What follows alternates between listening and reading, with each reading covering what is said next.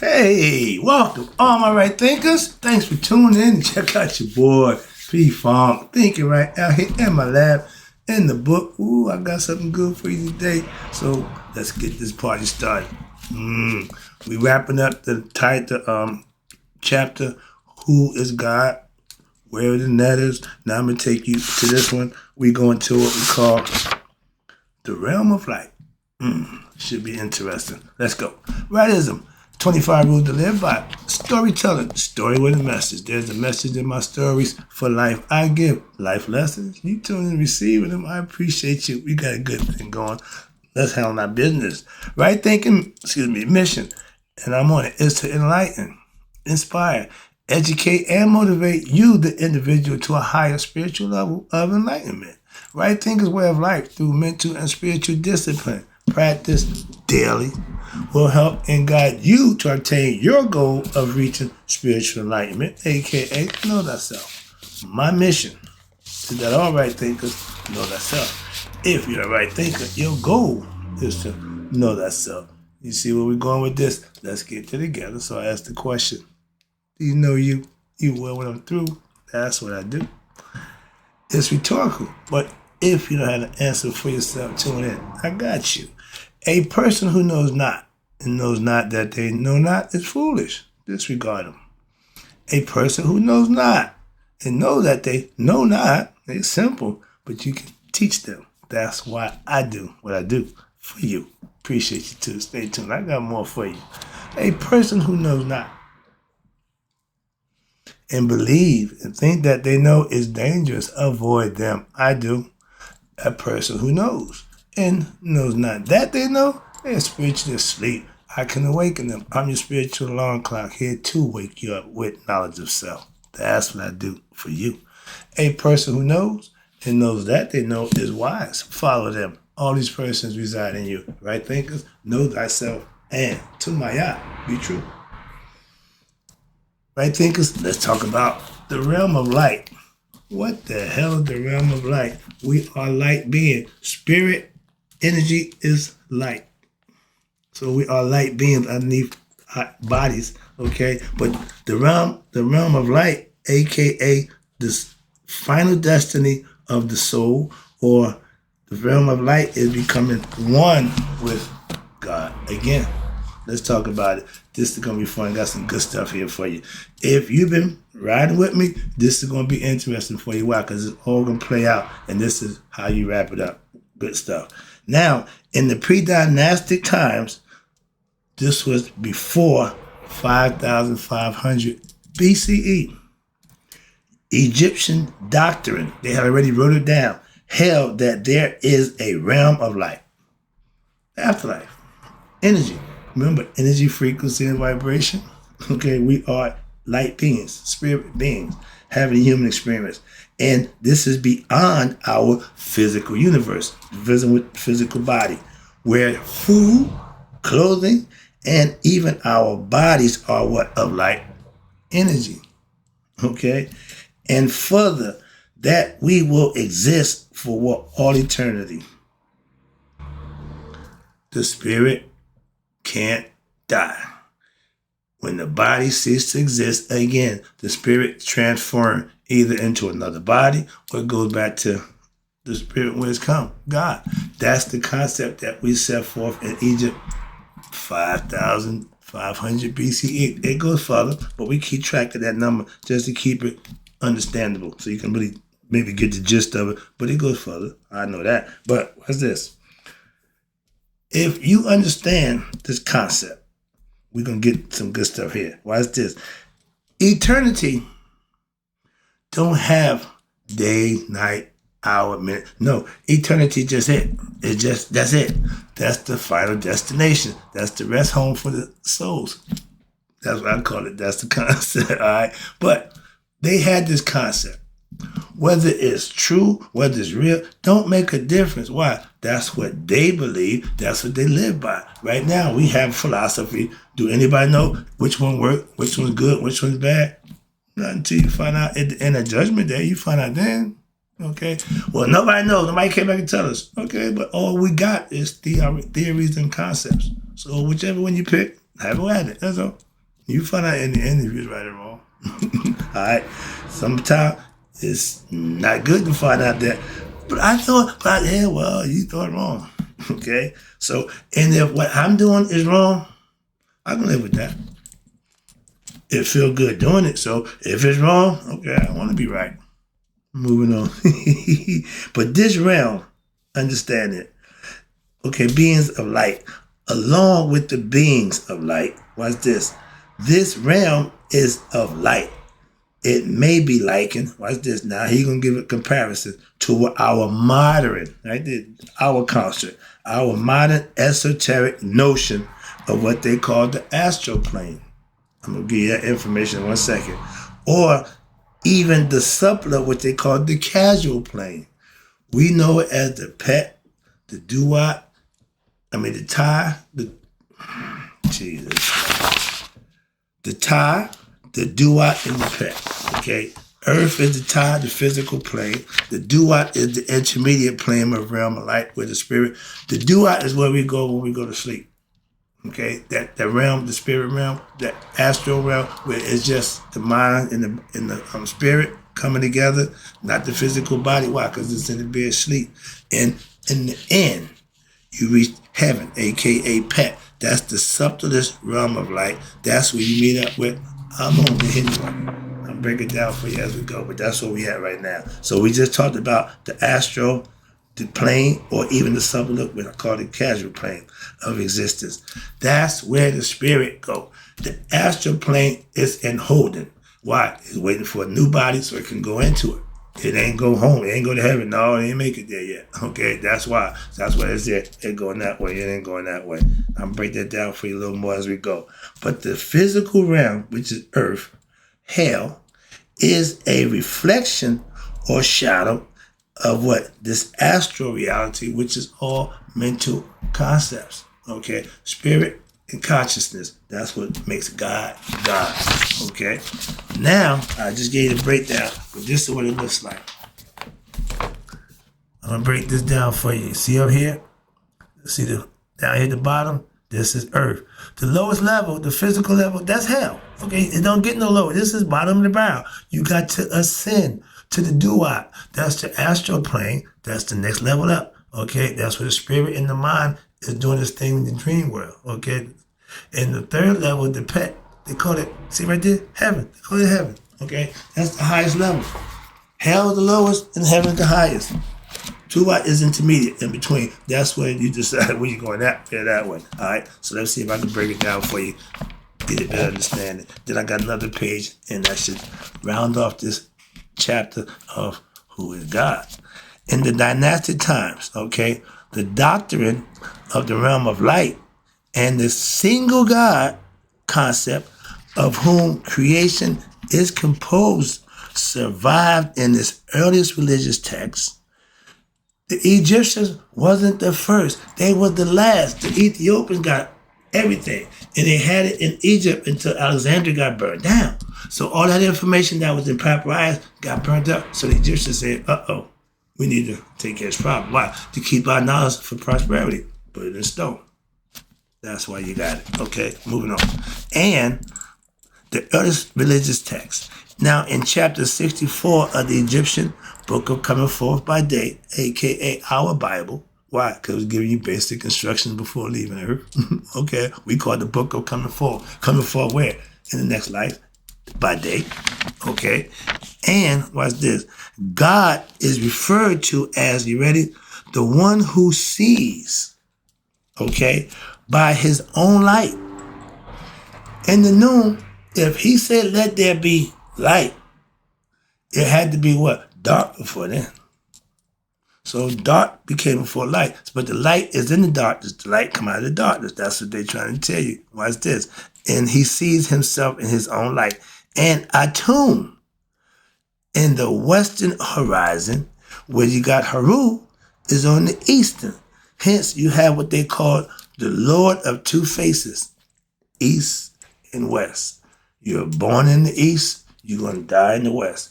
If you make it. Okay, they call it the beautiful west. Why? Only the people who made it through the WRIGHT scales of judgment, the judgment day, would go on to the west. That's why everybody ain't going west. Some people stay east. Why? We got to be born again.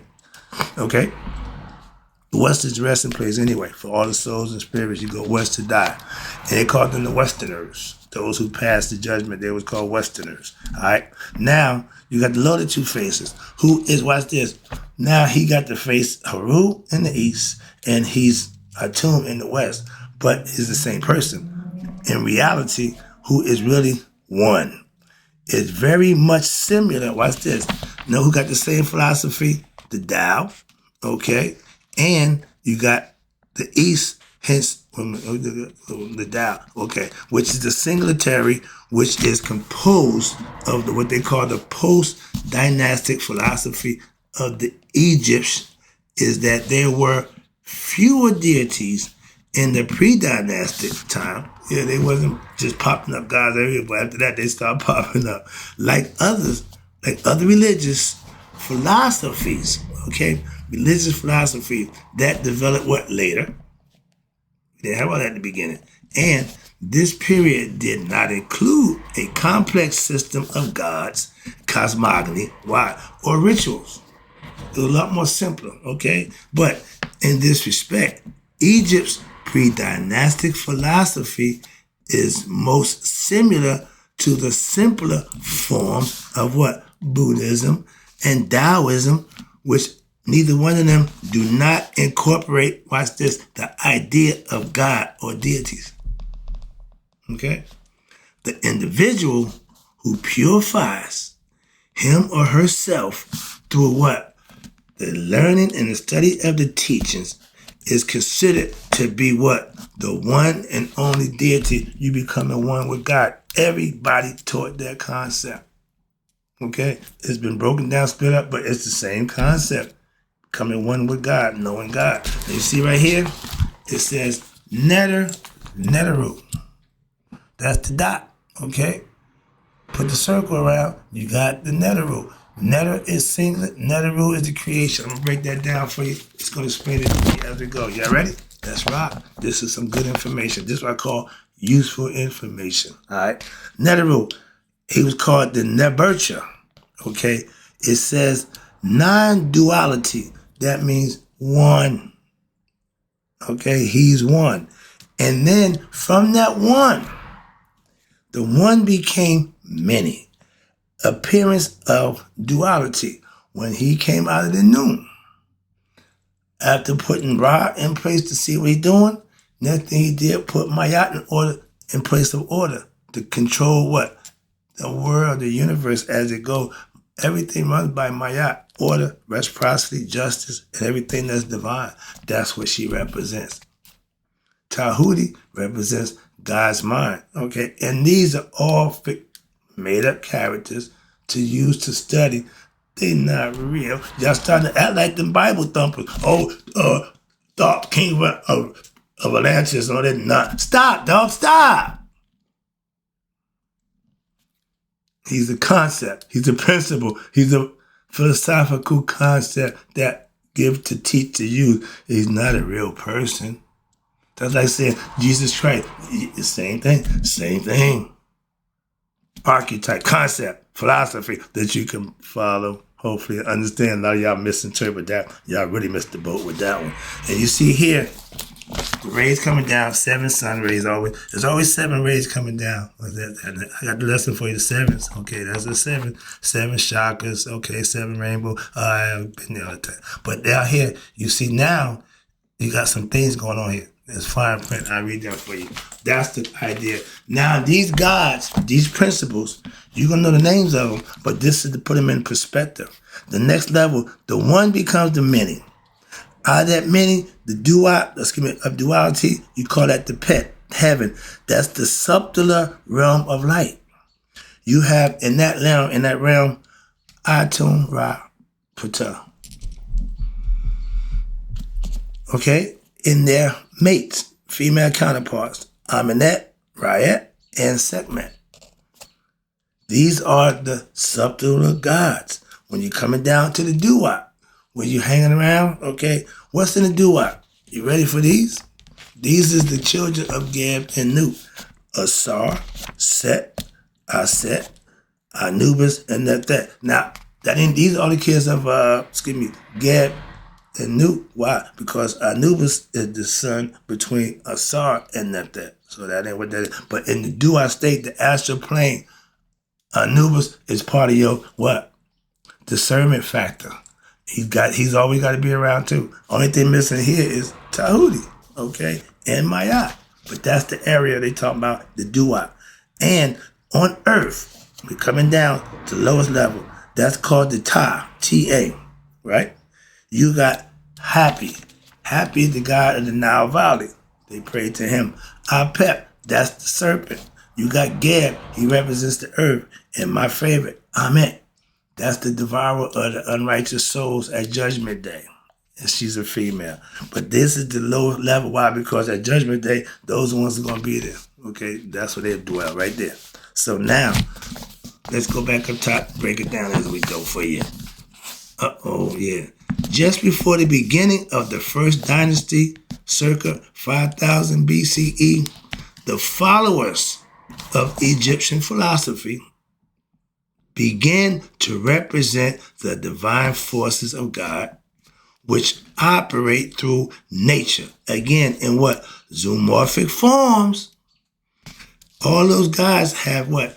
Different headdress, animal headdress. Atum got the ram, Ra got the falcon, and Ptah got the skull cap, the human head. That's us, consciousness. Okay, that's what they represent. And watch this. At the beginning of the first dynasty and afterwards, all the way up to the end of the Egyptian civilization, circa 600 ACE. That's when they shut down all the Egyptian temples. No more Egyptian philosophy. From 600 ACE, thanks to the Muslims, Islam, they did that. Christian, they got together, shut all them down. But the followers of the Egyptian religion, which had used gods from what? The pre-dynastic times, represented as animal heads, developed and incorporated what? New myths, using anthropomorphic forms in them also. All the headdress of the ancient gods and concepts, they use the gift that particular animal to show how God gives the gift and how you can exercise it and use it yourself. Okay, that's the concept. Now, one of the most popular doctrines was that of what? Asar, Aset, and Haru. That's the life lesson that everybody goes through. And it's broken down. You are Asar, you are Aset, and you are Haru. Those are aspects of your character. And when you're done right, you will become what? Your best self, and you will know who you are. You become conscious of yourself. These guys were mentioned in the pre-dynastic times. However, the additional myths were added to them, such as the Osirian resurrection. It resulted in what? An increased popularity. Everybody caught on to it. Everybody liked it. Everybody practiced it.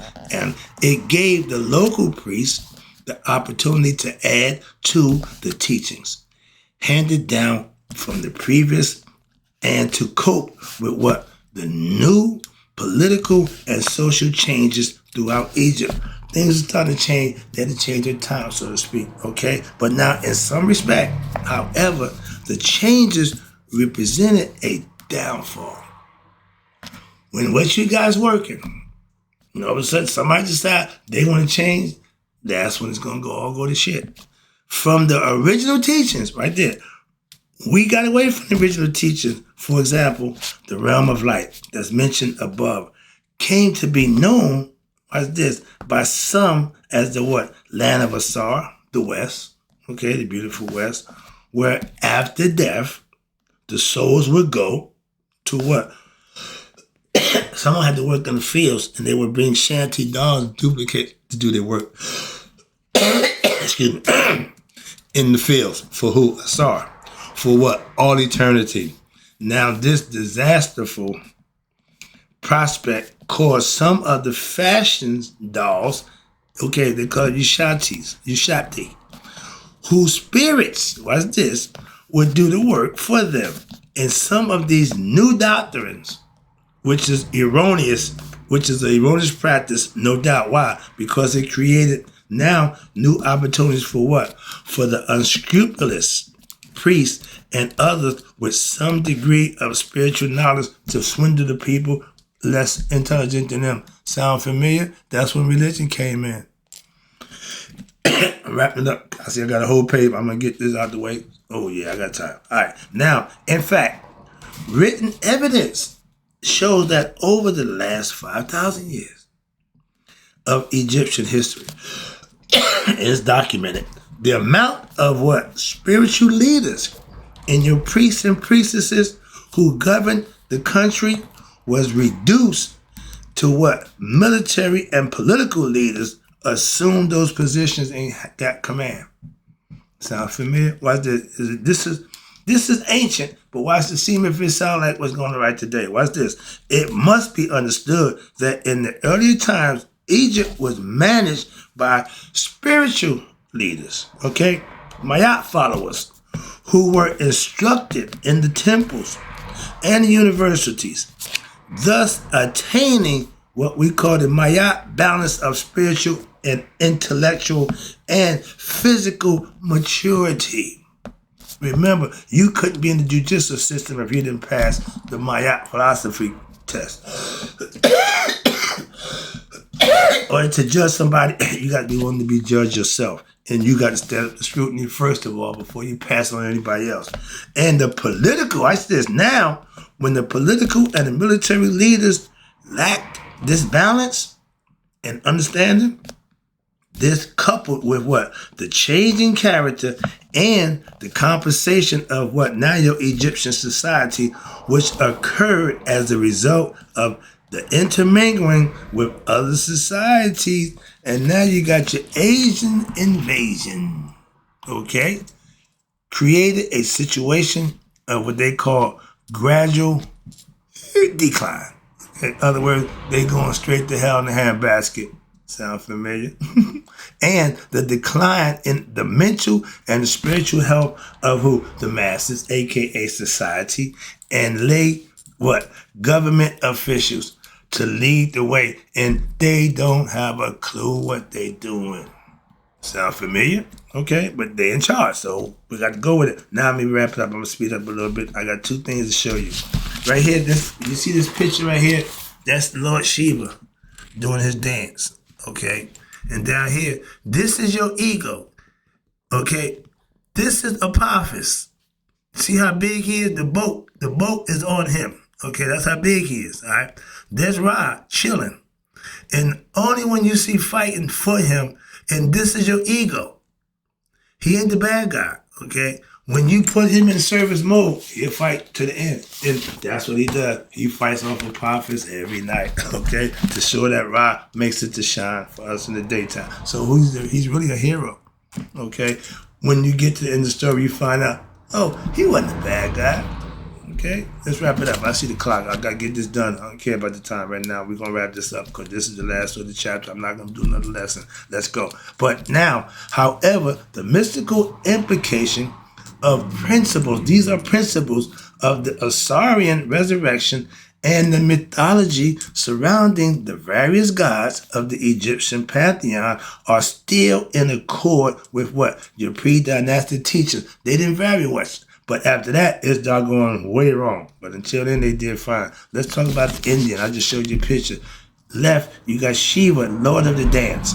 The Indian god, Shiva, is seen here dancing. And now, everything here is symbolic. Right? They do the same thing. They taught in pictogram also. And the dance of cosmic dance, which sustains creation.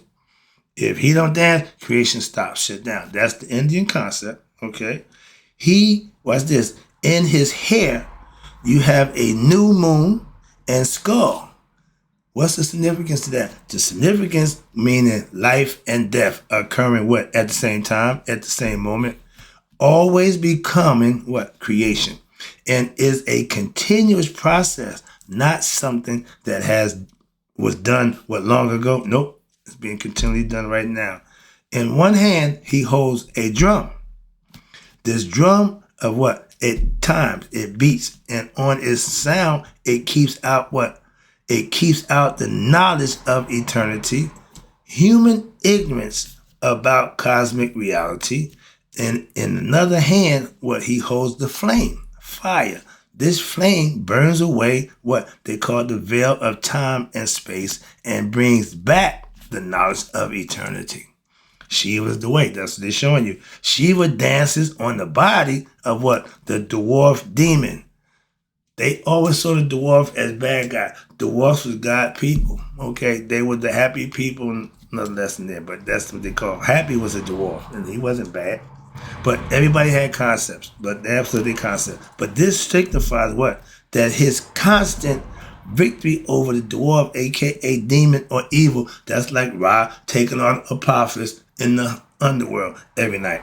That's the same concept. They just present it different. Okay, he's dancing on the dwarf, okay, which is evil, which allows what? The establishment of what they call cosmic order over what? Chaos. That's Maya over Isfet. Same concept, same thing. They just put in different, present it different, which is fine. But the halo surrounding him, that wall of fire, him is a symbol of creation and also destruction and rebirth. The bottom one is my favorite because it shows the god Ra on his bark. Creation is sustained by his journey, and Ra is in his Majet bark. That's when Ra passes. Ra possessed two barks. He got two caddies, okay? And the bark of morning, and he got the bark of the evening. In the morning, you only see him with two people. He got Tahuti, which is his mind, his wisdom, thinking, right, concept. And he got Maya, who leads the way, the divine order, okay? And Ra is seen often traveling with the other major deities on his bark. But that's at night. In the evening. In the daytime, he good. He got the whole daytime. He doing his thing. He got no problem. But when he get to the west, Tahuti, Het Haru, Maya, everybody, come on. I use the phrase George say, if you hear any noise, it's just riding the boys. Why? They're going to deal with Apophis in the underworld for 12 hours. Okay? 12 hours, he's cool. Now, next 12 hours, he got to fight like hell. That's the concept again.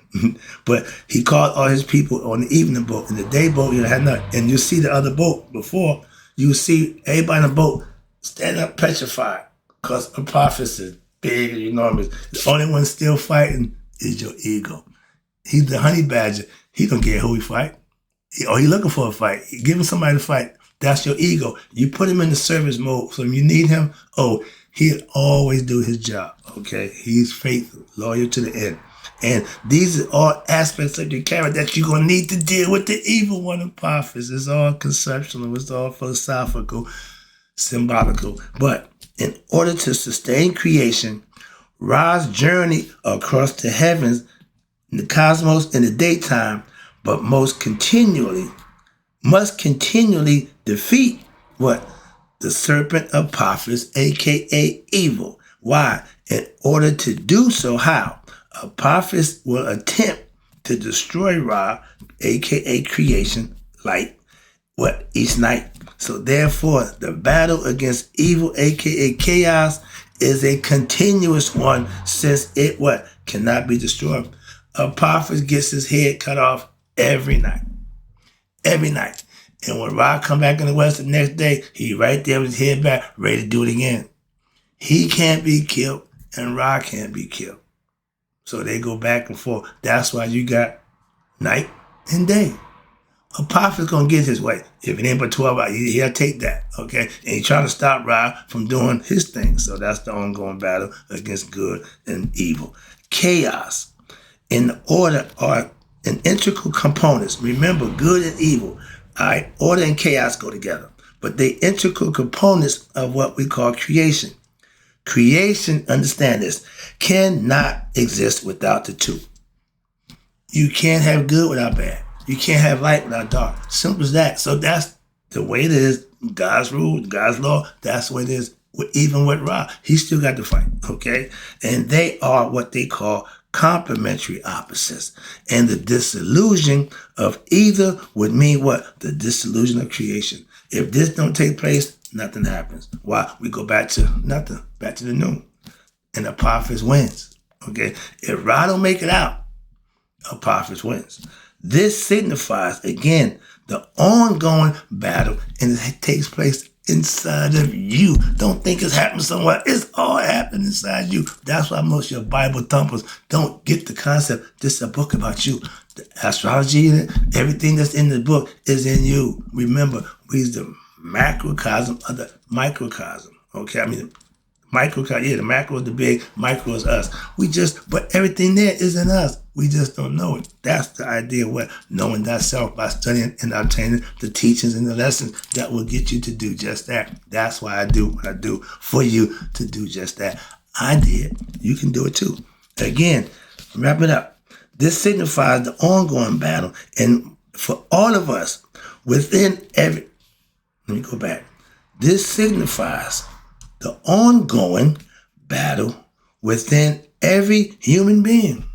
When daily, he go through it, you do. The challenge for us while we in here, spirit beings having human experience, the challenge is to maintain and understand that dynamic balance where? Between good and evil. Good, evil. God, you. You can serve you. That's evil. You serve your higher self, that's good. Why? Because you get something for serving God. You can get nothing for serving yourself. That's why. Hope you enjoyed the lesson. Took a little long, but I had to hope it made sense. We wrapping it tight. We wrapping it up. And this again, I love this picture. This is your ego fighting off something that's way bigger than him. He don't care. Okay, that's your ego. I call it the honey bag. And that's the lesson, right? Thinkers in closing. May you all live to be 100. Me. 100 minus a day. So I never know that my right thinkers will pass away. Don't worry about it. We get to where we going to the heaven or the pack. We'll see you again one day. I'm out.